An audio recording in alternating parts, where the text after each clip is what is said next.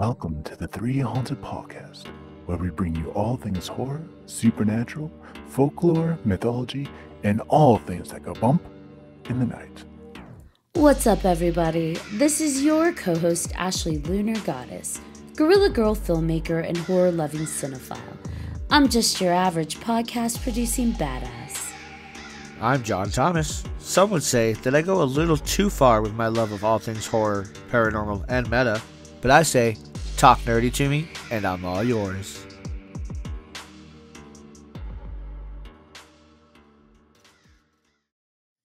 What's up, ghouls, gals, and all of my metapals? Are you ready for an out-of-body experience? In today's episode, we'll be going to infinity and beyond, discussing astral projection and more. Joining us is super special returning guest, Chasing the Milk, Tan. Welcome back, Tan. Hi, how's it going? That sounded dirty. Are you ready for an out-of-body experience or in your body? I sure the fuck am. Let's do it.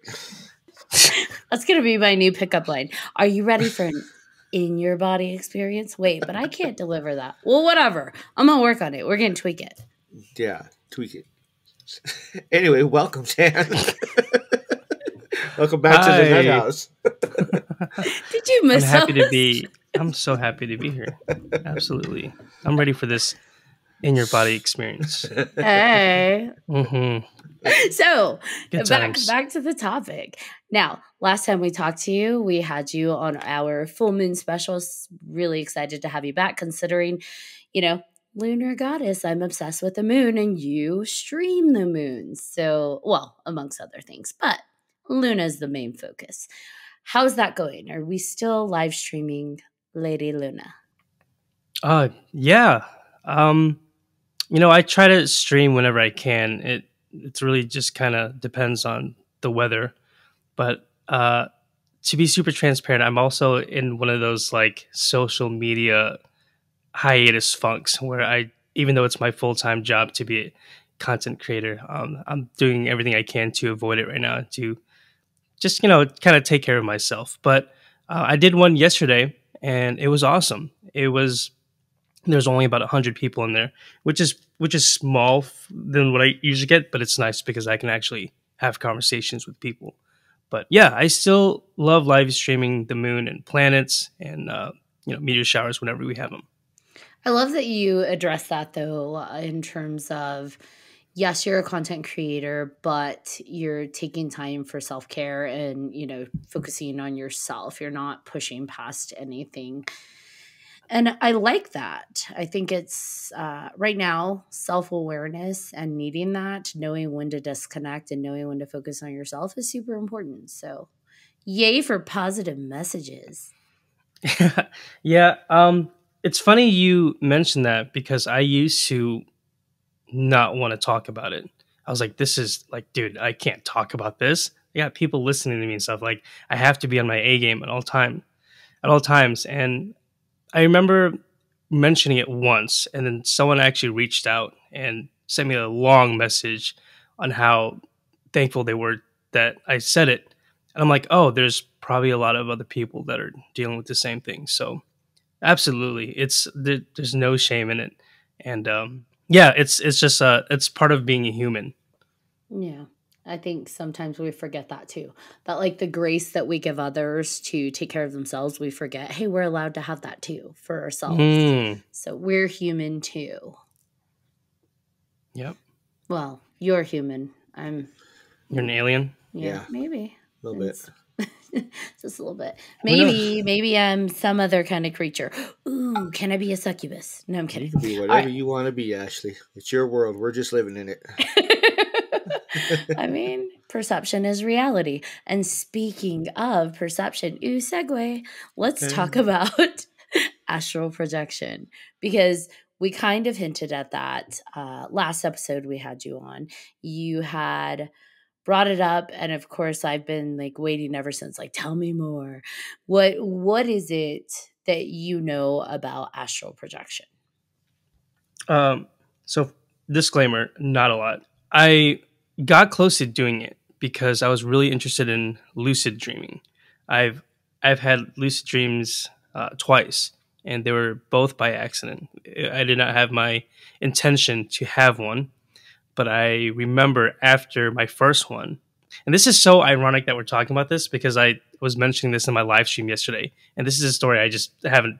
It's just been sitting in the dust for many years, but I had a dream, and I remember at one point I was running away from someone, and in my dream I said, "Wait a second, hey, I'm dreaming. None of this is real. I can do whatever I want."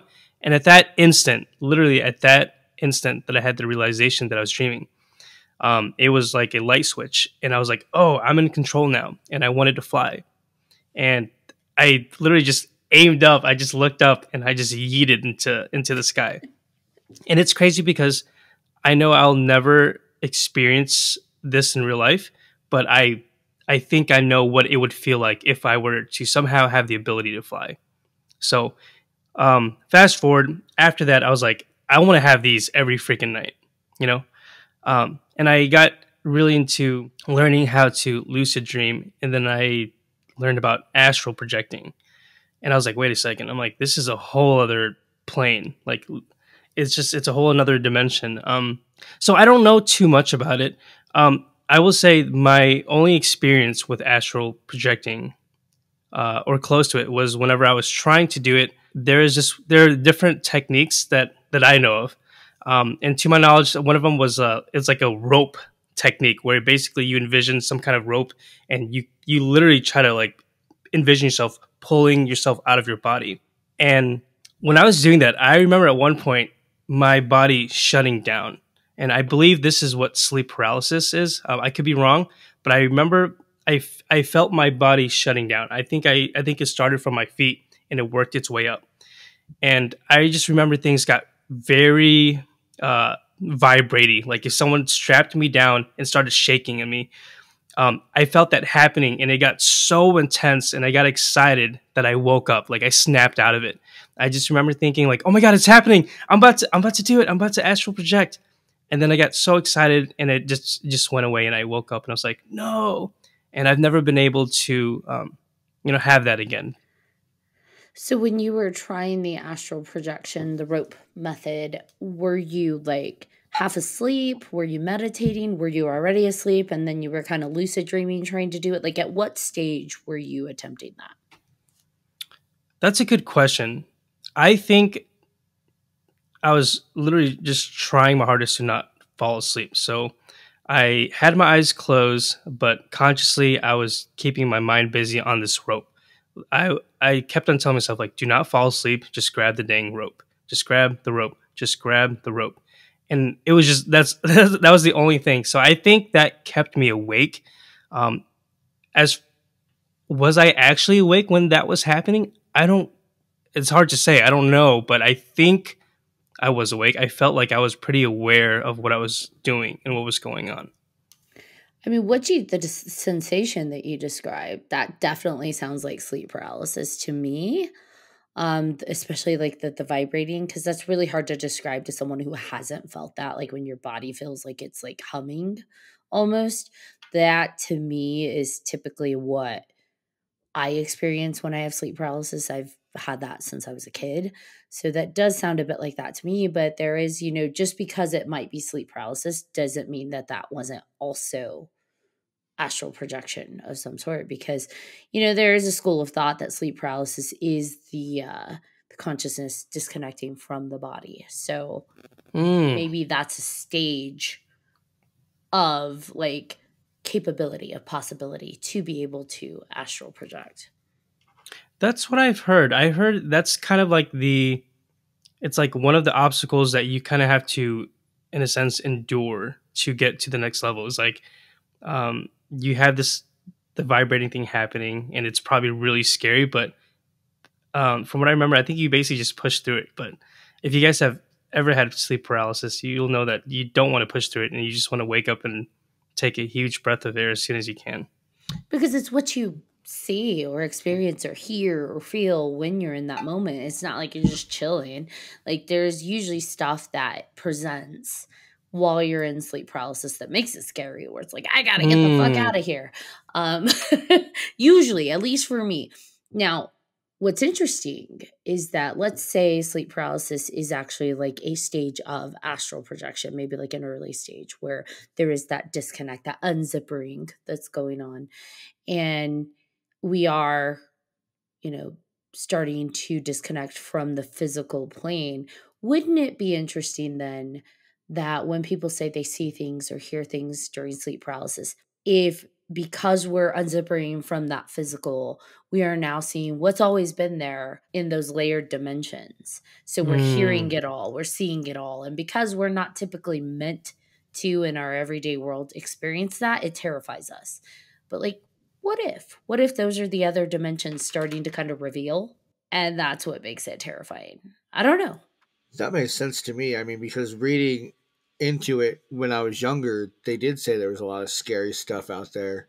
They didn't go into detail what they looked like or anything. They just said there was a lot of scary stuff out there, and be careful, be aware, and keep yourself safe. And it's funny that Tan mentioned the rope thing, because that's one of the first things that I read about too.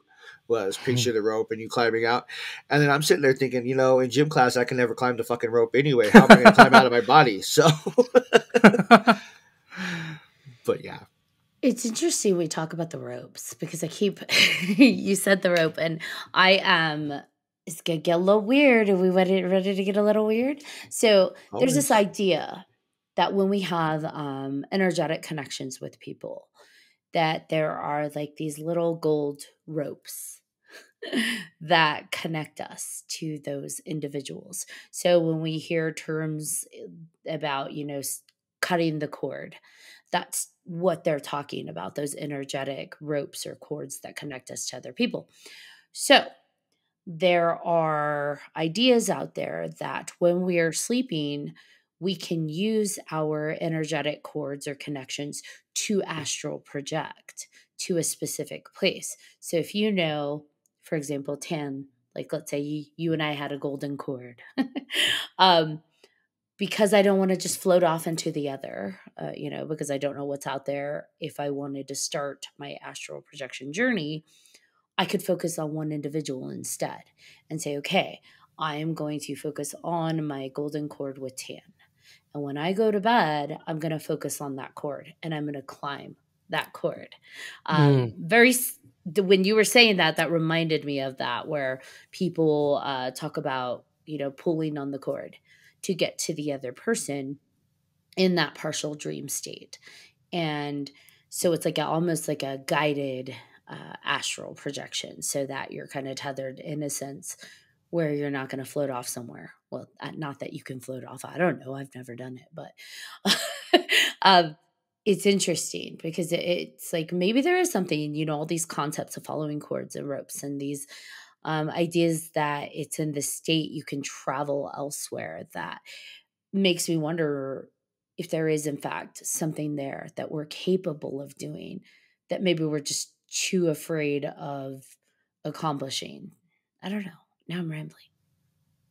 I think there's some truth to it. There's an abundance of people with very similar stories about them astral projecting, and they all share.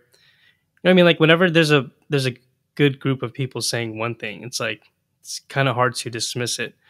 Um, I think to me it all goes back to how crazy our brain is, and like that could be a whole other topic. But I believe in that stuff, and honestly, after just us talking for 10-15 minutes, I really want to revisit the astral projecting side of things, and maybe you guys could do it too. One thing that John mentioned earlier, and this was the main thing that kind of deterred me from continuing, was because I didn't read enough about the negative experiences that people have about not having protection. I've heard countless stories about people who are, I guess, well versed in projecting, where they could basically summon like a beam of light or a shield around them that protects them from negative entities. And I've also heard stories about someone like me who's just really curious and wanted to try it, finding a negative entity and it being latched onto him, and still in a way being cursed to this day. So one could argue that maybe it was just like a horrible coincidence, but I mean, I don't think we know anything at all. As much as I think we know, we think we know shit, but we don't. So I don't know. I'm excited. I think I want to try it. Well, safety is sexy. So always figure out how to be safe in whatever you're adventuring into. For sure. We had a guest, I believe it was Lady Luna, irony, who talked to us about astral projection and spirit quests and those kind of things, and how you should have a tether for that safety. Tether in a person or a guide, someone who you can be kind of connected to that can guide you back through it. And how that translates with astral projection, I don't know how that literally is. What that looks like is someone sitting next to your bed. I don't know, but we have had other guests say, well, you're automatically connected to your body by a cord of another sort. So even if you were in the most unfortunate experience, you'd still snap back into your body. So I don't know. Like you said, there's so much we don't know. And honestly, being untethered from my body to that extent, floating who knows where in a world of demons, gods, and entities and more, kind of terrifies me. Like, we're just floating along. I've never heard of people like surrounding themselves with a beam of lights. That sounds cool. Like, learning how to do that and taking it with you, I probably would feel more confident attempting it, like knowing I can do that. Right. I mean, that's just something pull I out do a sword. That's just something I do with paranormal investigating when I try to protect myself, is I envision the light. And that's one of the things that I taught my daughter when she was little, when we were investigating. I was like, if you get scared, just imagine this bright white light or whatever color coming out of the ground and surrounding you like a little bubble, and nothing can get you. I love that. So yeah, that's kind of what I did with that. That's awesome. What if versus, because I feel like oftentimes I get hung up on the light. Like, imagine a light flowing from you, surrounding you, circling you, whatever, sorting out lightsaber style. What if instead, for some people, it's not so much envision the shield of light, but what if we just are the light? Like, in those moments, realizing like you are pure light, and maybe believing that enough makes you yourself a light shield. Yeah, I agree. I think so. 100%. Yeah. I mean, whatever works for the individual. I mean, yeah. We are the light. Yeah, I agree. When I was researching the lucid dreaming stuff, this guy had night terrors all the time, and he felt like he basically came to the conclusion that the only way he was going to get rid of these night terrors was if he faced his fears. So he literally just got really good at lucid dreaming and do these. Imagine becoming lucid and then experiencing a nightmare. It's got to be like the most terrifying thing. But exactly like you said, he's like, wait a second. He's like I'm in control here. Like, not this guy. And it literally, like, I can't remember what it was. I think he turned this crazy monster into like a beautiful butterfly with rainbows. Like, it just in an instant. I love that so much. But I think when it comes down to it, like, people always say your thoughts are your reality. I think that could be said for other dimensions or other planes, whatever you would call it, So absolutely. I think it's plausible to say that one can be in control of what's going on to an extent, maybe. I mean, who knows? It's like super Labyrinth reference. You have no power over me. Yeah, basically. I love that, though. That's 2 Labyrinth references in 2 episodes there. I feel like this is going to be the theme of this season. Something about just you have no power over me. Yes. Yeah, I don't know. I mean, for me, I feel like lucid dreaming has always been a necessity in terms of it only occurs when I need it to occur, and versus when I want it to. So it's rare when I can lucid dream just for fun. Like, what do you mean when you need it? Sorry. Like, if a dream is too overwhelming, it's too intense, it's too scary, it's too sad, it's too much, then I will tell myself in my dream, this isn't real, change it. And or sometimes I will just automatically just jump it out to something else. So it's never been just like, you know what, I'm dreaming, let's have fun. Which would be cool, like to be able to mind shift, right? Like to versus doing it out of fear, doing it out of a light, like out of something positive. That would be interesting to try. Yeah. But the more I lucid dream, the more I have sleep paralysis. So obviously there's a connection there. So I'm not a fan of sleep paralysis. It's not fun and it takes a toll on me. So I think I definitely lucid dream less now, but I think that's just because I'm like, I don't want to sleep paralysis. Does it happen often? For me, yeah. Like I'm curious, what's often? If I allow myself to lucid dream more or just have that kind of disruption with my sleep cycles, I could probably have sleep paralysis like once a week, if not more.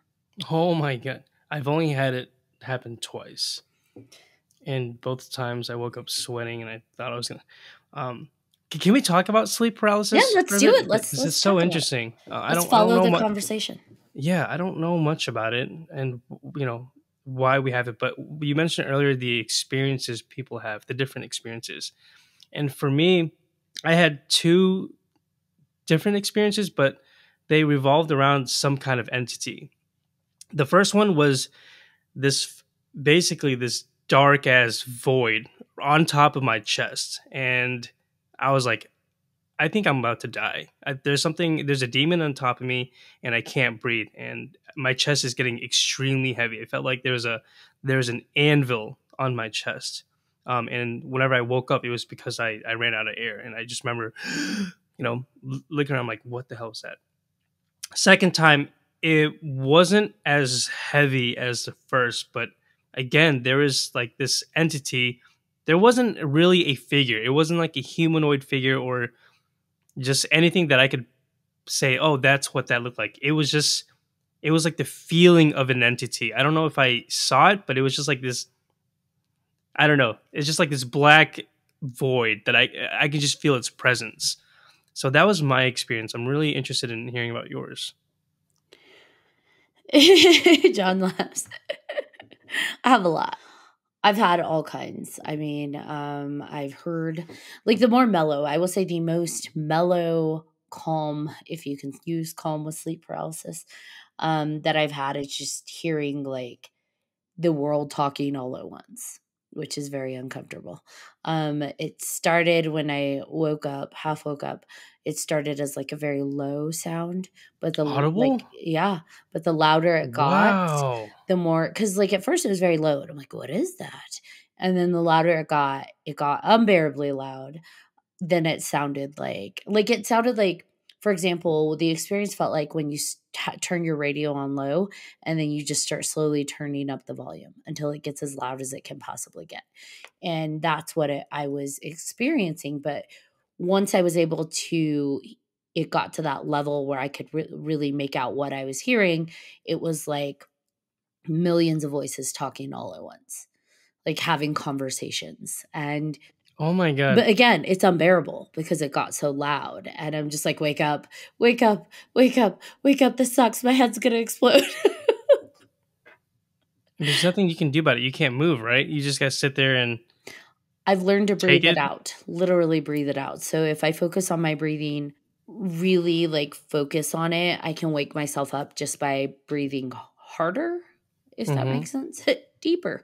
Then I can usually like snap out of it. But when things manifest that are terrifying, it's really hard to focus on like, I gotta breathe, I gotta take deeper breaths. Like that just it starts to battle itself, because I've had those where like I open my eyes and there's something standing there and it's reaching out to touch me, and I'm like, no, don't fucking touch me. Really? I can't move.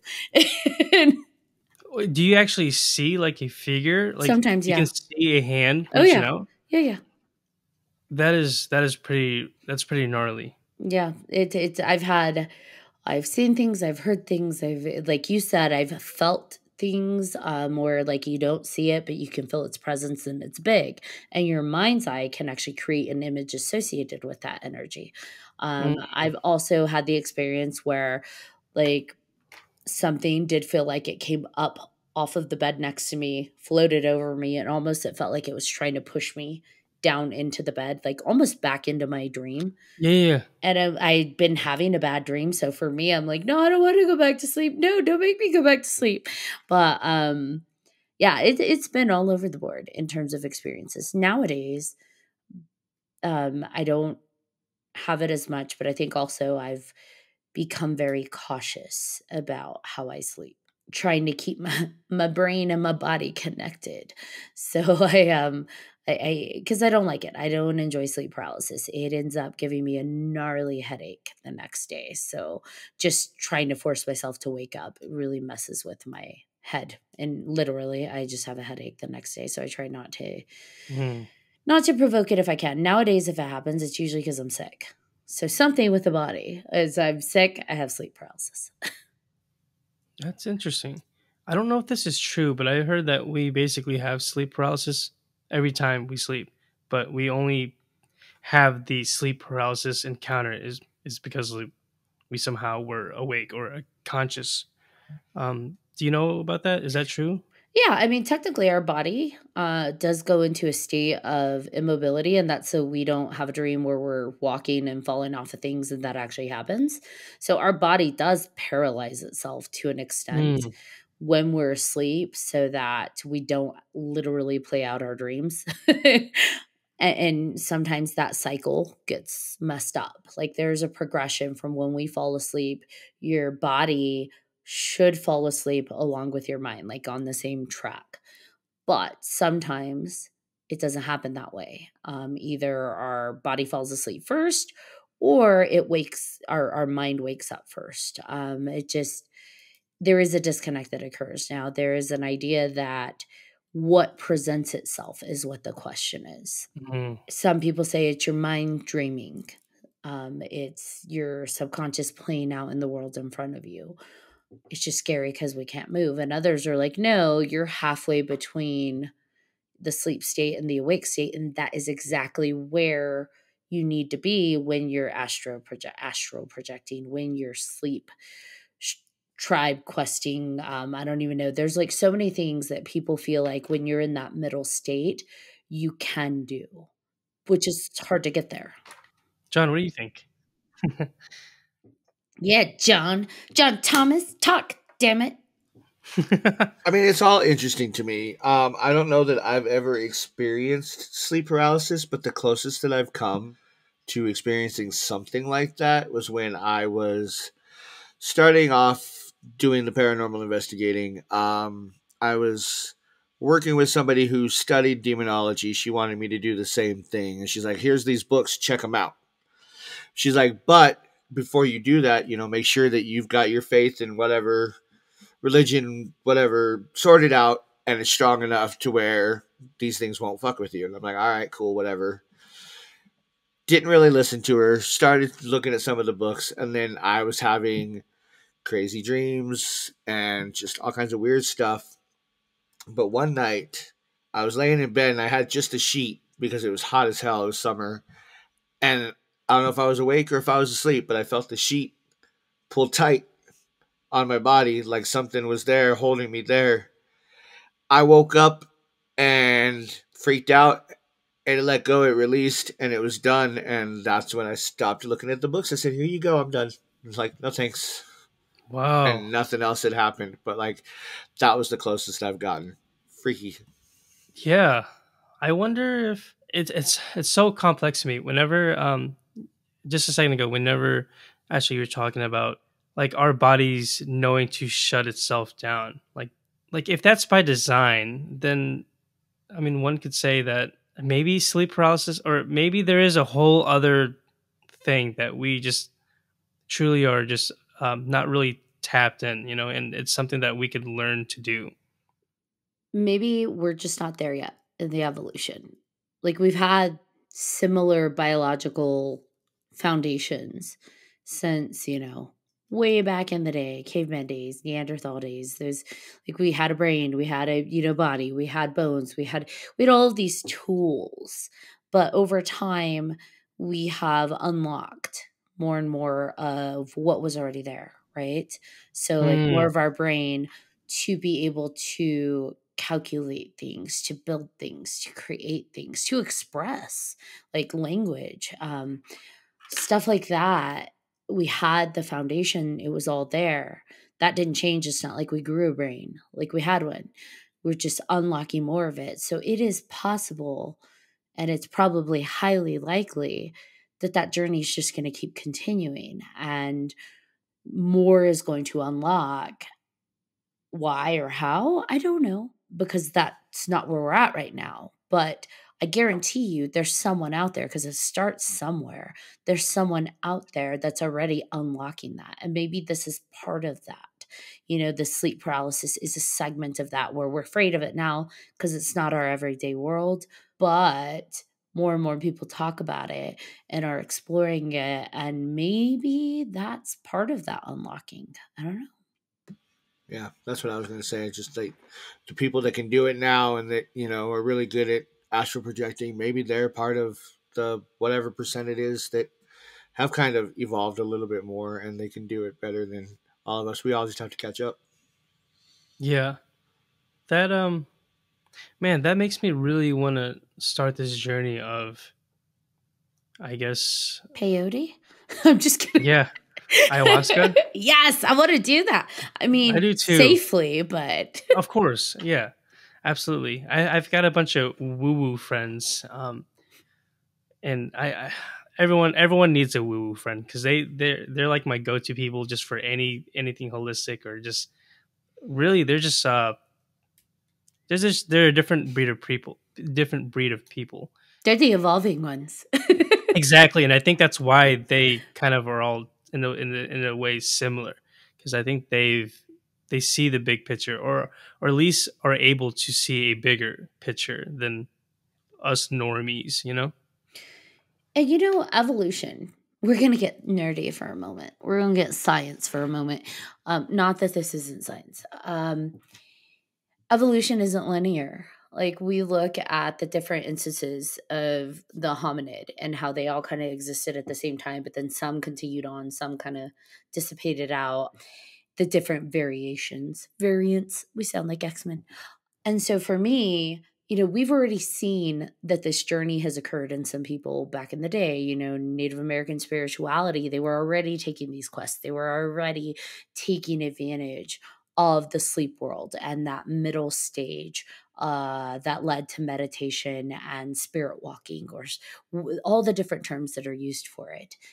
And we also saw that with the Toltec, right? The Toltec people also very much use their dreams to manifest real world physical changes.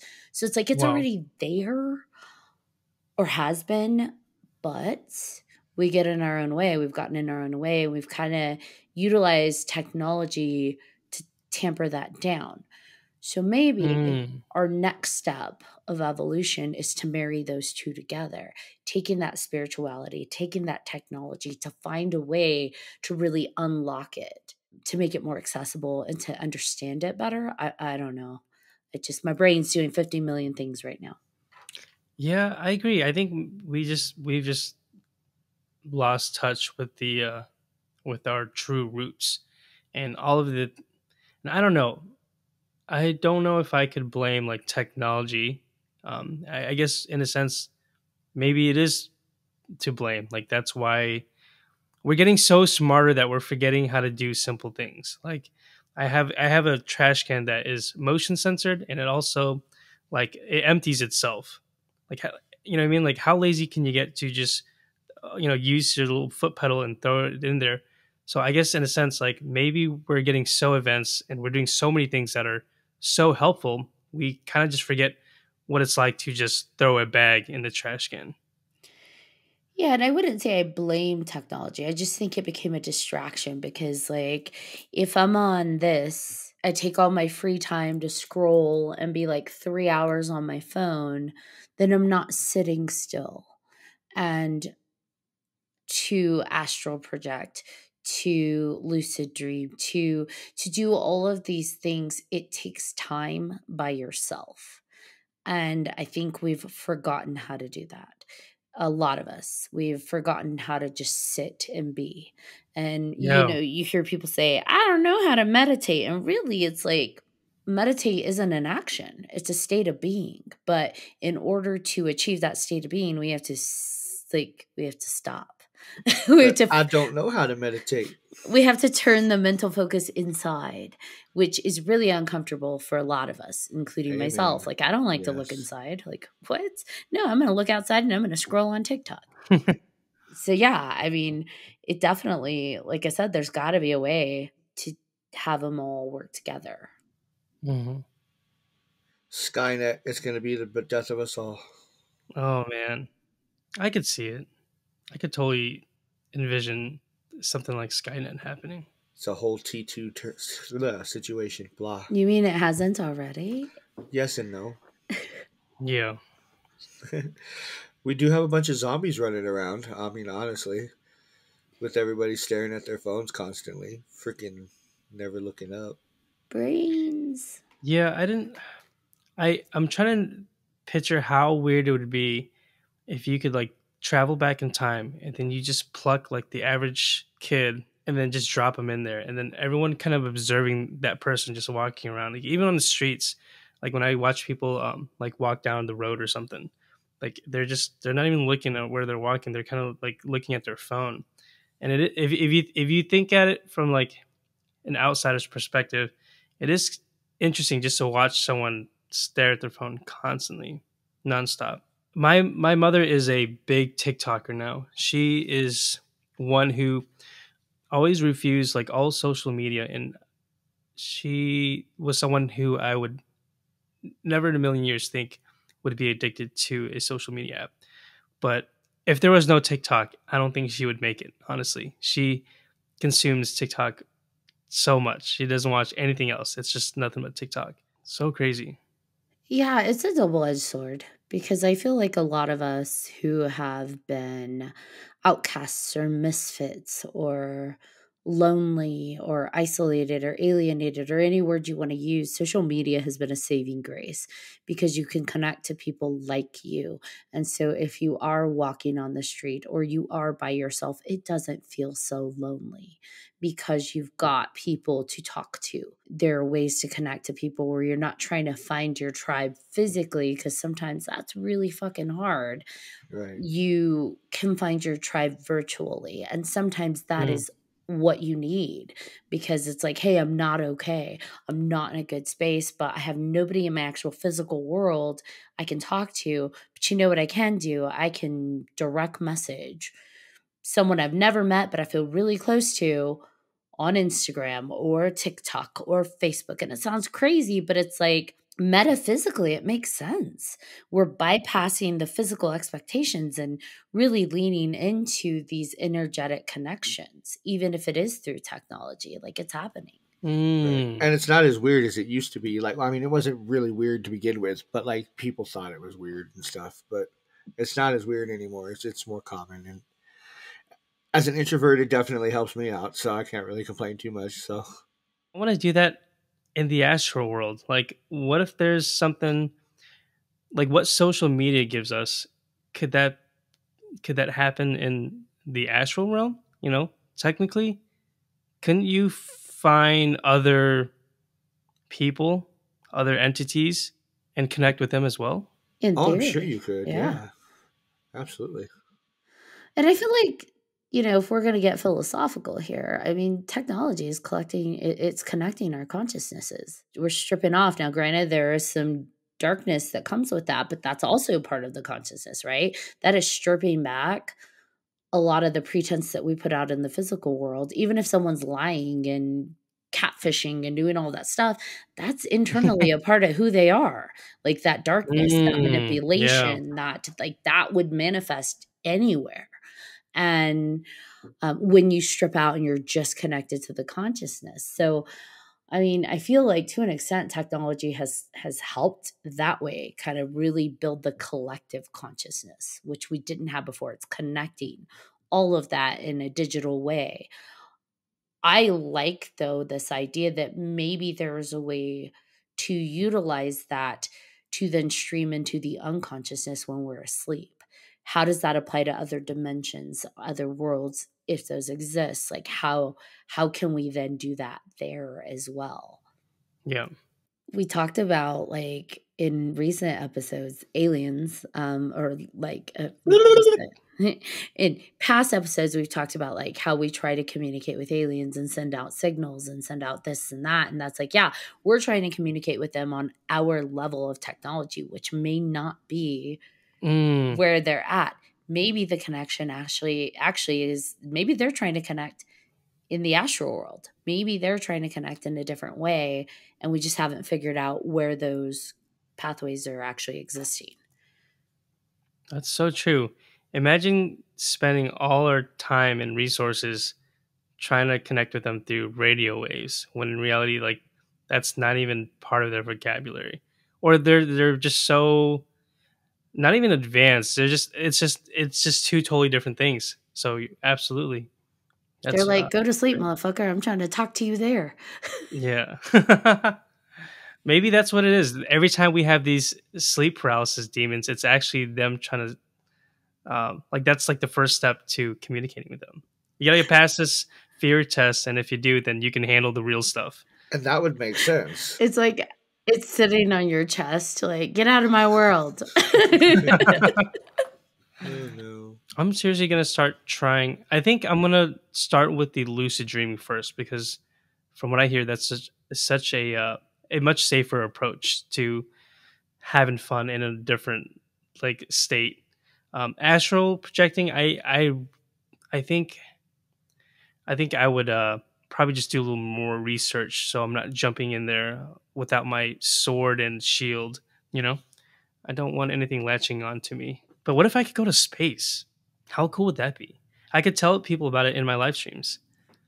I'm like, hey, I have actually been out to space. And You here's might what- lose some followers. Yeah, like, this guy's crazy. He's lost his damn mind. He stared at the moon for far too long. They were like pictures or it didn't happen. Just Yeah. It's like, take me with you.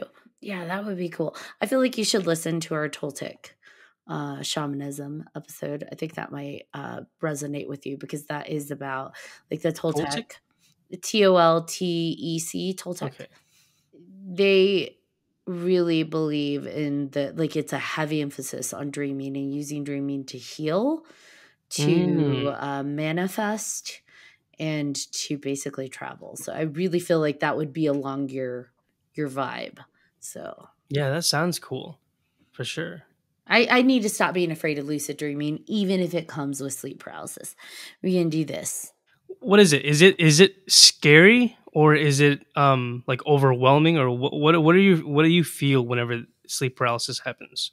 Well, I don't know what's going to surface, and sometimes it is absolutely terrifying. It has the physical, real world impact of the headaches. Yeah.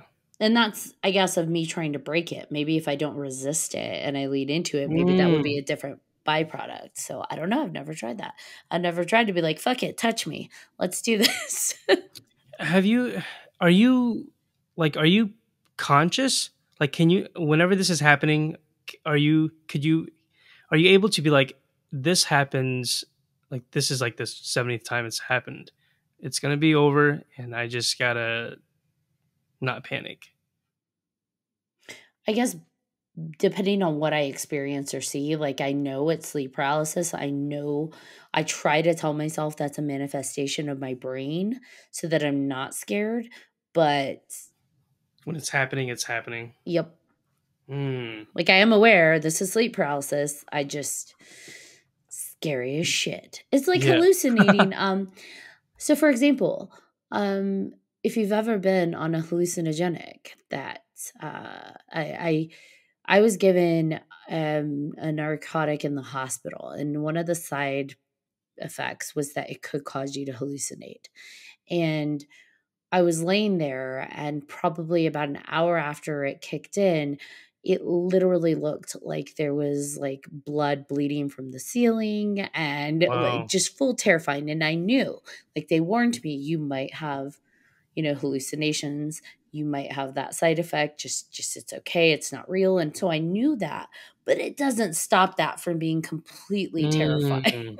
Yeah. Wow. That's pretty gnarly. It took a while for that to like the hallucination, and my heart rate was just like toot toot toot toot toot. Like I know it's not real, but this is scary as shit. Yeah. Man, that's really interesting. So I went back and I was looking for the Toltec episode. It's episode 42 of season 3. Episode 42. Yeah. She's amazing. I'm gonna check it out. Absolutely. I'm excited. Yes. Yeah, she's pretty darn amazing. So lucid dreaming is like a constant thing. I feel like that comes up within our podcast when we talk about it. It doesn't matter what we talk about. I feel like it always comes up, and It's a sign. it is a sign. And I'm just wondering, what can we do with it? What can we do with lucid dreaming? What is it we have our fingertips on, but we're not quite getting the message? I'm gonna make a pact right now. From now until the next time I talk to you guys, I will document my lucid dreaming experience. This is something I truly have been really interested in a while, and I feel like this is just kind of the sign.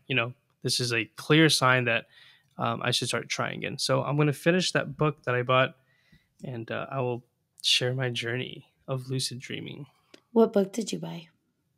It was a lucid dreaming book. I think it was just called like Lucid Dreaming or something, or How to Lucid Dream. But it is very rare for me just to go to an actual bookstore and purchase a physical book. But I was getting coffee, and I was like in the woo-woo section. I like hanging out there just to seeing how woo-woo things can get. You're drawn to the woo-woo. I am. I don't know what it is about woo-woo, but I like it. But I saw this lucid dreaming book, and I'm like, hey, I remember when I had my 2 lucid dreams, maybe I can learn how to do it every single night. And I immediately bought it, started it, and just made excuses to not finish it. So thank you guys so much. So we're going to finish the book. We're going to finish the book and hopefully become pro at it. I would love for you to send me the book. Yeah. Title. That would be absolutely. Cool. Or author. Because I will read it with you. Do it. You can get past your sleep paralysis. Or you can just learn more about it. Maybe, I guess let me ask you this. Are there any cases of people having sleep paralysis where it isn't demonic, or it isn't a negative, it doesn't have that negative, I guess, tone? I don't know, but I would think not, just because it is disarming. Even if you don't see or hear anything, like it is disarming to wake up and you can't move your entire body. Like that's disarming. It makes you feel incredibly vulnerable. So I imagine that in and of itself is just not positive. But no one's gonna wake up like, oh, nice, I can't move, and there's a black shadowy void pressing up on my chest. Nice, wonderful. Kind of hot. Nice to meet you. Yeah. Even if I woke up and saw like a bunch of people dancing in a circle and cotton candy and a unicorn, like I'd still be like, oh my god, I can't move. How'd you get in my house? How'd you get in my room? What the hell? Give me cotton candy. Feed me, Seymour. Feed me. Feed me. True. I kind of wonder if Tan is an alien. He's just like sent to test us and investigate. Are you an alien, Tan? Blink once. Blink once. But the other way. You blinked. No comment. But yes. But yes. But yes. Hey, he's the coolest alien I know. Coolest. I like the idea of there being aliens on Earth, disguised as us, like the ultimate big brain alien who is just like Elon Musk. I think he is an alien. And yeah, absolutely. And real quick, whenever I say alien, I'm not necessarily referring to the big-headed gray aliens with the big black eyes. I believe that there is some kind of design in that being, like whatever. Elon has to be some kind of gift. I think. Okay, this is crazy, but I basically think that if, let's say, we're in the game, we're in a simulation, and it's like a big game of the Sims, right? And there's our designer or creator or whatever you want to believe in is somewhere out there, and he's like, all right, in order for us to get from point A to point C, there has to be there has to be some smart people. Like we can't just have normies. So I'm gonna create the things that would lead up to Elon Musk being Elon Musk, or Bezos, or Gates, or certain people like that, right? Tons of people. I don't think they just happen. But who knows? Like maybe it is all just coincidence, and in a mixed bag full of people, it's only a matter of time till we get some really, really smart people, or uh, I don't know. I mean, we've seen our technology and our intellect jump quite aggressively in the grand scope of timeline in little bitty sections. And so, to your point, maybe there is kind of like a plant of individuals that just kickstart and push that progression forward. I've always had a weird theory, not even a theory. There's just been like this weird idea inside of me that like it's within our genetic coding that we have like DNA activations. Some people just activate and that kickstarts that we all kind of have it in our coding, but it's dormant. And some people have different codings, and sometimes that coding just gets kickstarted. And maybe there's a few Elons, but his is the one that got activated for whatever reason. I like that. And so he's the one that's kind of like it kickstarts, right? And there's not just one. It's not like you are the chosen one. It's just there are all of us carrying different codings, and it just some activate, and that kind of pushes that progression. Yeah, I like that. I want to activate my DNA now. Me too. Let's ring it open. Let's do it. I don't know what my talent would be. What am I going to progress us forward as? Be interesting to find out. Although if Elon is an alien, I feel like he's trolling us. He's like the one alien that's like, I'm going to help y'all, but I'm also going to troll the fuck out of y'all. I love it. Like, you can't be that smart and that dumb. I don't know. I just... So I think he's trolling. Yeah. He's just trolling us. So, yeah. I like your ideas. I love talking to you. You have a lot of... You make the wheels in my brain start to go... And then my thoughts are like, ooh, here are all these 50 million pieces you just brought into my realm. And now I'm like, ooh, they all connect in what way? And it's trying to put them all together. So likewise, like I said, I'm super motivated to try the lucid dreaming thing. I think I'm going to set my intentions. I'm going to pick up my my dream journal that I used to.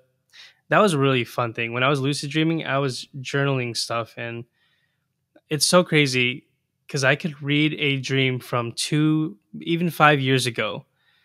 And when I start reading that dream journal, it takes me back, and I can remember that dream, versus me trying to remember a dream from the same day. I'll forget it just a couple hours later. So I'm very inspired. In your memory when you wrote it. Yeah. So thank you guys. I also noticed that the more creative I am, the more I have like lucid and sleep paralysis. So like writing, if I'm working on like story, script, poetry, whatever, tapping into that creative brain seems to also make it accessible. So I wonder if the ability to lucid dream is somehow tied to that part of the brain, the creativity part. Mm-hmm. John, do you have anything to add? Aliens. It's always aliens. It's always aliens. Hear me out. We are the aliens. Maybe. We're just activating at different times. Yeah. No, I mean, I'm with Tan. I definitely want to try lucid dreaming more. I know that I used to be really good at it when I was younger. Getting older, I just kind of stopped. And, I feel like it's time to get back into it. This is it. This is our sign. Yeah. Yeah. This is our sign. We're the dreamers. Yeah, I'm really determined to... I'm going to start tonight. I'm going to set the intention before bed to say, I am going to have a lucid dream. And I'm going to work on the dream cues, right? For me, I really like the counting the finger method, or the light switch, but it's been a while, and I got to finish this book, and I'm pretty determined to become a frequent lucid dreamer. Yes. there have been so many stories about people, like, obviously they could live out their fantasies, and they could even, like, this one guy had a huge fear for public speaking. So he envisioned an entire audience full of people, and he was on stage, and he got over his actual fear because he physically felt what it would be like to present on stage. And just that right there alone is so powerful. So the possibilities are endless. You can eat whatever food you want. You can do whatever you want. You can fly. You can have like the love of your life. You can maybe revisit like a past loved one, or I think it's just a virtual playground. So cool. I have a question for you. Shoot. Do you believe in past lives?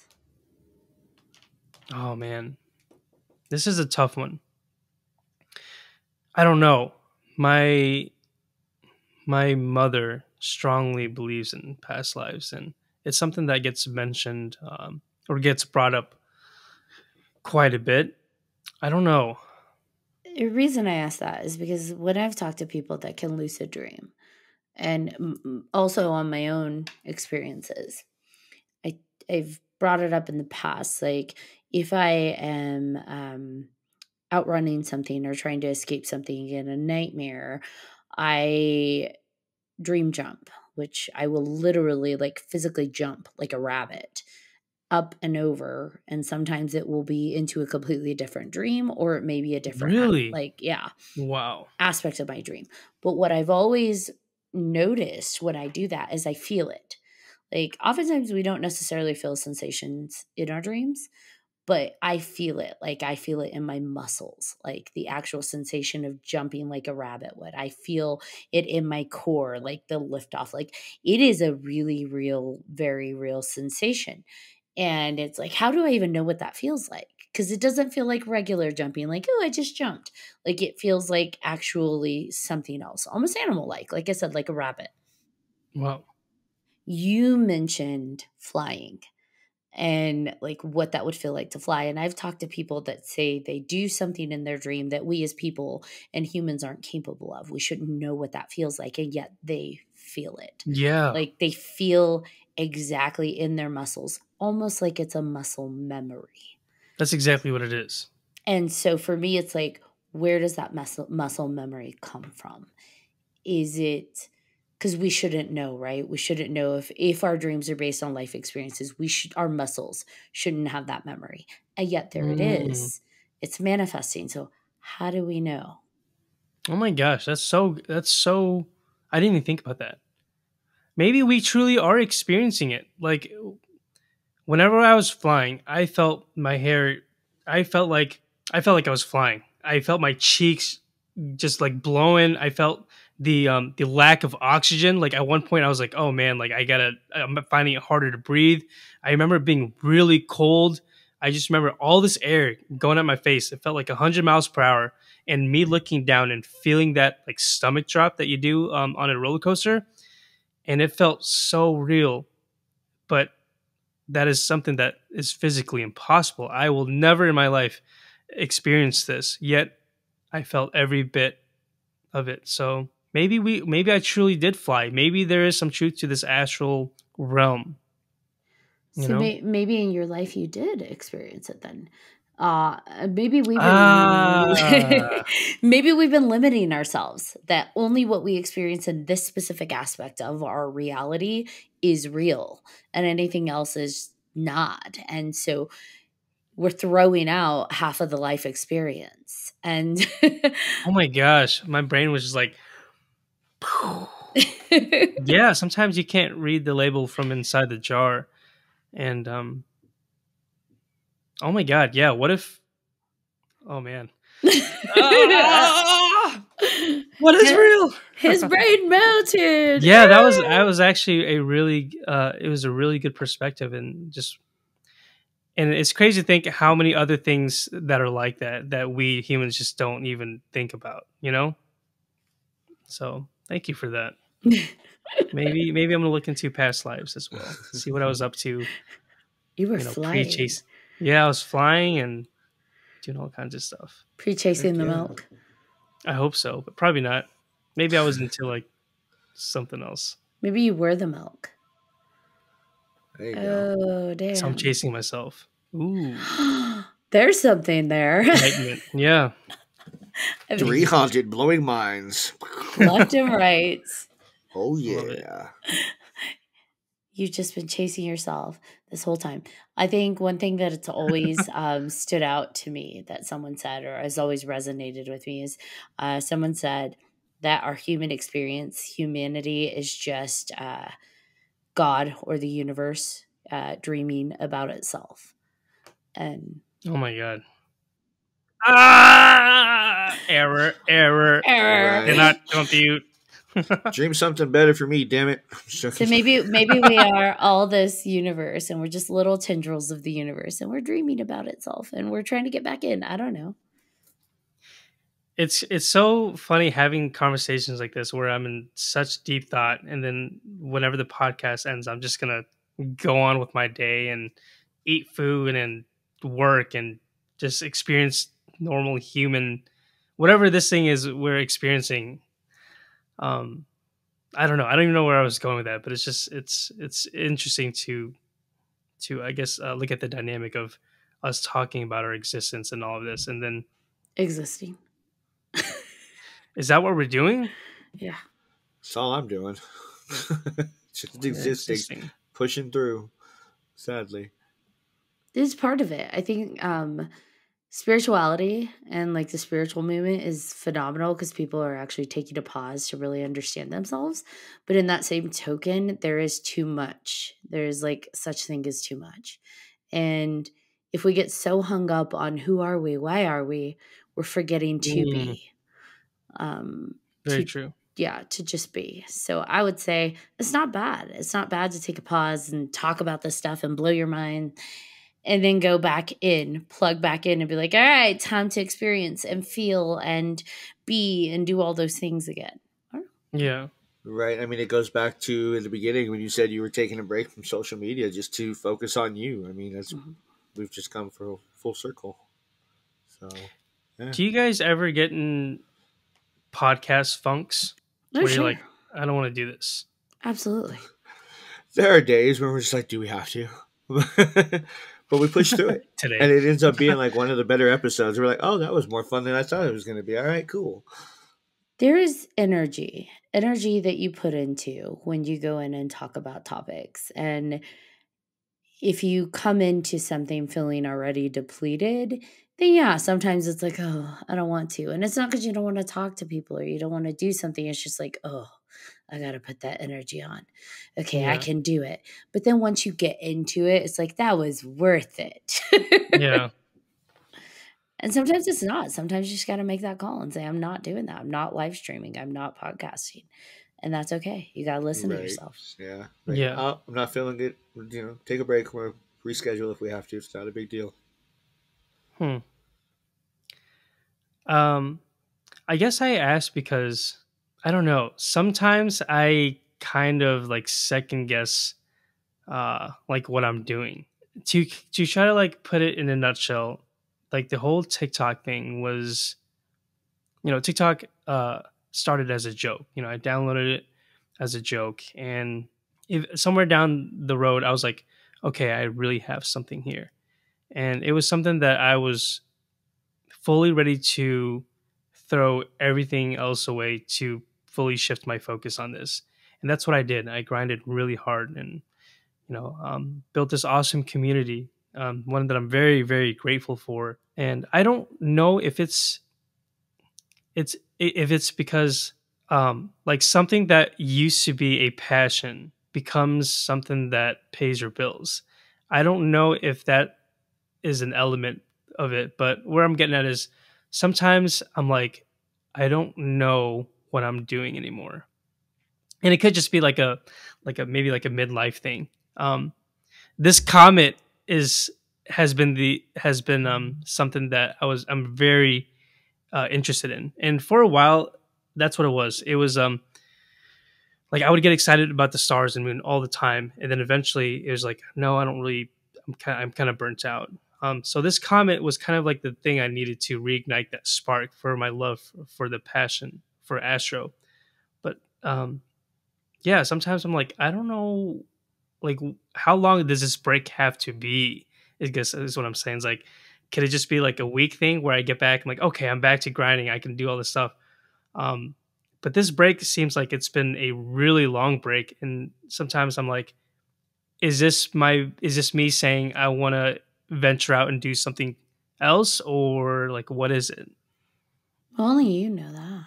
Yeah, I was gonna say, I feel that you would just take as long a break as you need, and if you have to venture out and do something different, do it. You're gonna have people that follow you into whatever that is, and just because they know you from the TikTok, from chasing the milk or whatever, you got people that'll follow you, wherever you go and whatever you do next, and you can always go back if you feel like you want to go back to that and continue that and leave your other thing alone. Yeah. Sorry for that. I felt like I kind of just turned this into like a whole like shrink thing where I'm just asking for No. advice, but I figured it was like you guys are creators, you guys are grinding, and even though we're doing different things in a similar sense, you guys are content creators. Like that's what you do. You have your internal truth, and your internal truth, I feel like you always know. Sometimes we don't like it, so we're like, I'm not listening to it, or I don't want to know, or I'm not sure. But inside, there really is an automatic truth that we feel in our core. And sometimes it's harder to hear because we layer on like the pressures of, well, that pays the bills, or well, I'm not sure if I'm ready to let that go. Well, ultimately, inside if it's run its course for you. Hmm. And we are ever changing and ever growing. Like who I was 5 years ago is not who I'm going to be 5 years from now. And some things stay with us for life. There's a passion that will stay with us for life. But then some things were just existing for that moment in time to support us, for us to learn from, and to have that life experience from. So maybe the streaming or whatever, it could be anything, was in that moment in time exactly what you needed. But now it's Mm. no longer what you need. Now you need something different because you have grown or changed in some way. And now you're ready for something different. Or it may just be, I do need that break. I need to figure out what is my step. Because maybe it is you're in that kind of transition phase. I don't know.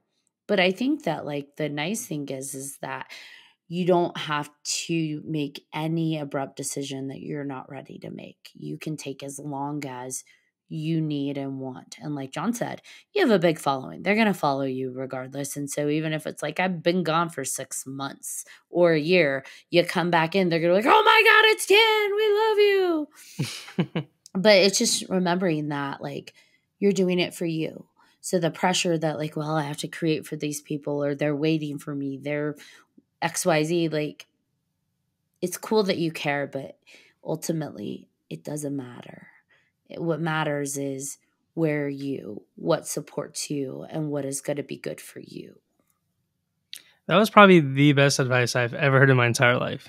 And I feel like I really needed to hear that. So truly, thank you. You want me to cut that out? I will. No, I Everything happens for a reason, so that's just how I feel about it. yeah, it's so interesting how something so simple as just some audio waves from one exchange to another could have such an impact on like a human being. But yeah, that's kind of like what I was really struggling with, and I know it sounds crazy, but just that right there really helped. Um, so yeah, thank you. Yeah, of Appreciate course. it. Happy to help if I can.